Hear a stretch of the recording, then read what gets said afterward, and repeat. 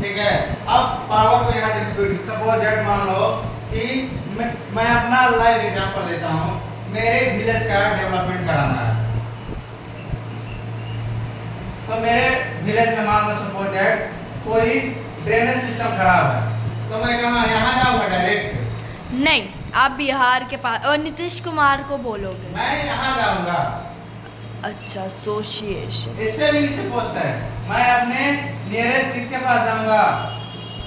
मुखिया के पास जाऊँगा। अच्छा, ग्राम मुखिया। पंचायत में जाऊँगा, मुखिया से डिस्कस करूँगा, बोलूँगा कि मेरा ड्रेनेज सिस्टम ऐसे गाँव में विलेज में खराब है, या हमारे यहाँ इरिगेशन प्रॉब्लम है, या तो वो इस बात को सुनेगा, वो इस बात को धीरे धीरे क्या पंचायत लेवल तक ले जाएगा, फिर ये मैटर ब्लॉक लेवल तक जाएगा, ब्लॉक लेवल से नहीं रिजॉल्व होगा तो डिस्ट्रिक्ट तक जाएगा, और डिस्ट्रिक्ट से नहीं रिजॉल्व होगा तो आएगा यहाँ पे मिनिस्टर के पास, हमारे चीफ मिनिस्टर के पास आएगा, तब जाके इसके पावर को डिस्ट्रीब्यूट तो सर जो वो सोशल कोई कंफ्लिक्ट ना हो।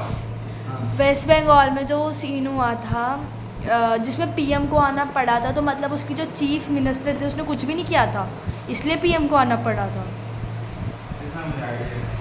पावर को यहाँ पे शेयर कर देगा, ये चीज समझना है, सोशल कंफ्लिक्ट ना हो, पॉलिटिकल। जैसे आपने बताया, इसने बताया कि कोई एक पर्सन के हैंड में कोई पावर नहीं होना चाहिए, रौनक ने बताया। आपने क्या बताया कि पॉलिटिकल कोई कंट्राडिक्शन नहीं होना चाहिए, ये भी अच्छी चीज है, क्योंकि एक सीएम के हाथ में अगर पूरी पावर दे दीजिएगा, चीफ मिनिस्टर को अगर पूरा दे दिया स्टेट, ठीक है, तो ये उसके अंडर में क्या जो शो करेगा, ठीक है। इसलिए अपोजिशन पार्टी के भी होना जरूरी है। आगे इलेक्शन वाला चैप्टर तुम लोगों को पढ़ना है, उसमें पढ़ो, ठीक है, क्लियर है। अब कोई भी मेजोरिटी में रहेगा तो कोई गलत डिसीजन नहीं लेगा, ठीक है। सेकंड पॉइंट क्या है, ये चीज समझ में आ गया,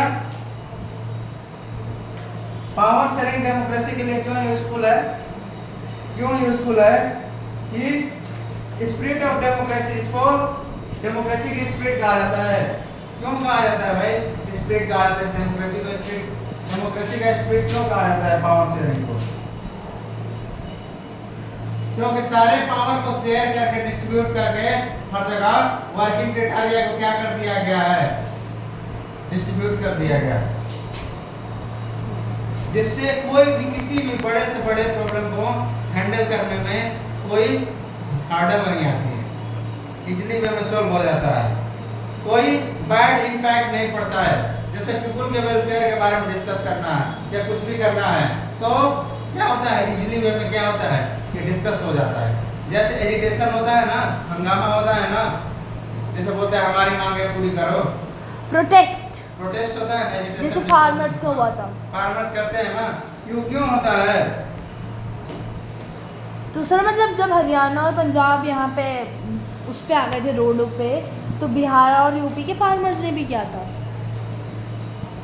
अगर एक लेजिटिमेट गवर्नमेंट यानी रिस्पॉन्सिबल गवर्नमेंट होती है तो क्या करेगी, पब्लिक वेलफेयर के बारे में पूरी तरह से अच्छी तरह से बात करेगी, क्लियर है। अब आगे पढ़ते हैं, आया है word first reason prudential. Prudential क्या होता है? प्रूडेंशियल एक ऐसा चीज बताया गया ना जो जिसके लिए आप बोल सकते हो कोई भी गवर्नमेंट क्या हो रिस्पॉन्सिबिलिटी के साथ वर्क करे, अकाउंटेबिलिटी के साथ वर्क करे, कोई को जैसे हम पीपल के वेलफेयर के बारे में हमेशा थिंक करें। प्रूडेंशियल वर्ड आया है, रेड किया हुआ है, तुम लोग समझ में आया, जो पीपल के बारे में वेलफेयर कोई डिसीजन हो, यूजुअली जब डिसीजन लिया जाए उसमें हमारा भी क्या हो, पार्टिसिपेशन, हमारा भी पार्टिसिपेशन। डेमोक्रेसी क्या है?